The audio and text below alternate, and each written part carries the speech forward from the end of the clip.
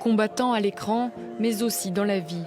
Entre les tournages des films qui l'ont rendu célèbre, Chadwick Boseman luttait contre un cancer du côlon qui a fini par l'emporter à 43 ans.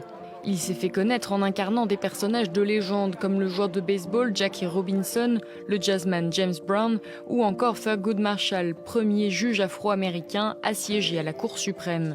Mais il connaît la gloire en 2018 avec le film Black Panther. Il y interprète le roi T'Challa, premier super-héros noir d'un Marvel américain. Chadwick Boseman, l'interprète de Black Panther, est mort. Mais à travers sa mort, il nous aura laissé des vraies leçons de vie.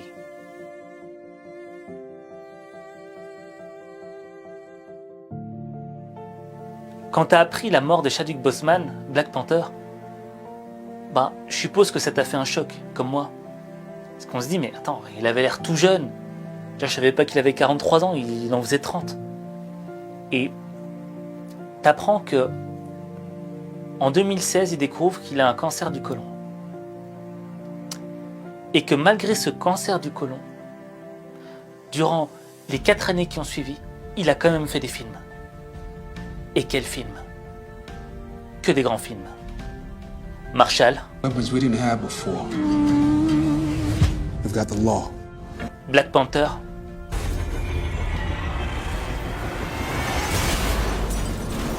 Avengers Infinity War. Avengers Endgame. Give it to me. Et The Five Bloods. We've been dying for this country from the big. Et moi, ce qui me frappe à travers la mort de cet homme que je ne connaissais pas, et j'ai pas joué les violonistes, je le connaissais pas, mais ce que j'ai vu de lui, ce que j'ai vu Black Panther comme tout le monde, c'est que le mec pendant 4 ans, il avait un cancer du côlon. Donc c'est-à-dire que il savait qu'il pouvait mourir d'un moment à l'autre. Il flirtait avec la mort. Et la différence, c'est quoi avec nous? C'est que nous-mêmes, on flirte avec la mort chaque jour, chaque seconde. On peut mourir, mais on n'en est pas conscient. On ne se rend pas compte que demain, on ne pourra peut-être pas se réveiller. Mais lui, il savait que demain, peut-être, il ne se réveillerait pas. Parce qu'il savait qu'il avait la maladie. Et en plus de cette conscience, je suppose que, voilà, quand tu as un cancer, tu as des opérations chirurgicales, tu as des chimiothérapies. Et le gars, il avait justement ces opérations et ces chimios. Mais il continuait quand même d'avancer. Il continuait quand même à faire des films. Et ça, c'est extrêmement fort. Et ça crée en nous un peu d'humilité. Parce qu'on se dit, mais qu'est-ce que j'ai fait pendant ces 4 années? Pendant ces 4 années, qu'est-ce que j'ai fait de grand? Lui, en 4 ans, il a fait 5 super films. Il a été connu. Il a apporté quelque chose au monde. Et nous, qu'est-ce qu'on a apporté pendant ces 4 ans? Et l'idée, c'est pas de se culpabiliser, mais de se dire, où est-ce que j'ai mis mon temps? Est-ce que je l'ai mis dans la plainte? Est-ce que je me suis plaint de ne pas avoir ce que je voulais? Cet homme avait un cancer. Il a quand même fait des films. Il a quand même avancé. Je veux dire, sa santé était détériorée, il le savait. Et la chose la plus importante qu'on a dans ce monde, c'est notre santé. Et nous, parfois, on voudrait faire des choses, mais on se plaint. On a des grands rêves, on a des grands objectifs. Moi, le premier. Et ça m'arrive de me plaindre. De me dire, oui, mais la vie est injuste avec moi. Oui, mais je n'ai pas ceci, j'ai besoin de ça, j'ai besoin de ça. Alors que j'ai l'essentiel, la santé. Et c'est une vraie remise en question. C'est quoi l'essentiel dans notre vie? Si on était dépouillé de tout, quelle serait la seule chose que l'on voudrait? Être en bonne santé, avoir autour de nous des gens qu'on aime. Enfin bref, ça fout une claque.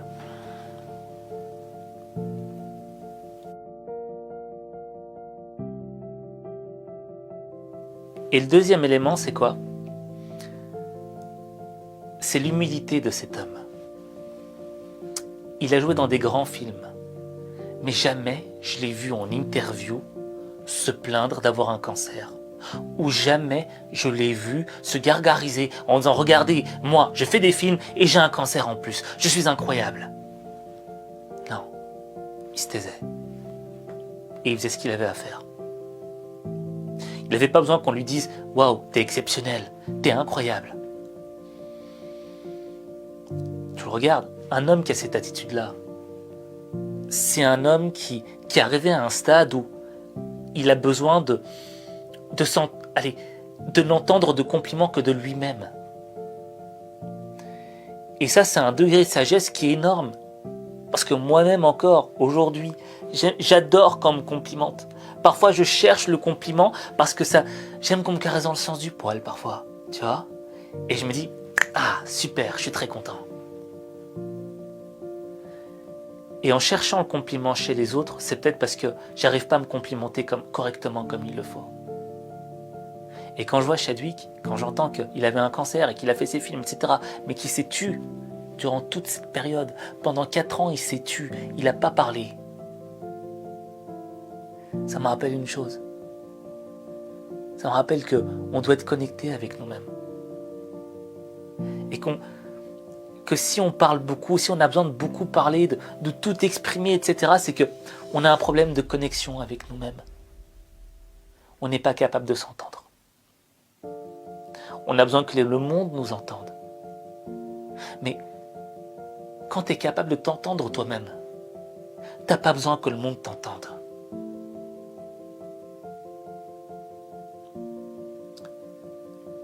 Et justement, ce silence qu'il avait par rapport à sa maladie, par rapport à ce qu'il vivait, dans le fond, c'était un silence rempli de richesse. On n'entendait pas, mais on comprenait. Tu vois ce que je veux dire ? T'entends pas la plainte, t'entends rien. Mais quand tu regardes comment est-ce qu'il vit, comment est-ce qu'il était digne malgré la maladie, tu comprenais. Et nous, trop souvent, on veut se faire entendre, mais on ne se fait pas comprendre. Et toute l'idée de la vie sera là. En tout cas pour moi, cette claque que j'ai reçue de cet homme, cette leçon de vie qu'il m'a appris, c'est l'humilité. Ferme ta bouche et fais ce que tu as à faire. N'attends pas qu'on te caresse dans le sens du poil. Tu vois ?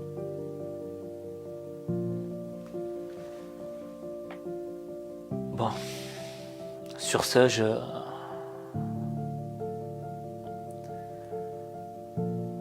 te dirais, il n'y a que toi qui peux changer les choses. Et je te rappellerai aussi que toi, moi, on pourrait partir d'une minute à l'autre. Et on n'en a pas souvent conscience. Mais l'idée, c'est de réveiller sa conscience par rapport à cet élément-là. On va peut-être pas y penser constamment, on va peut-être pas penser constamment qu'on va mourir. Mais l'idée est de se rappeler qu'il y a un jour final. Et où est-ce qu'on investit notre temps avant le jour J ?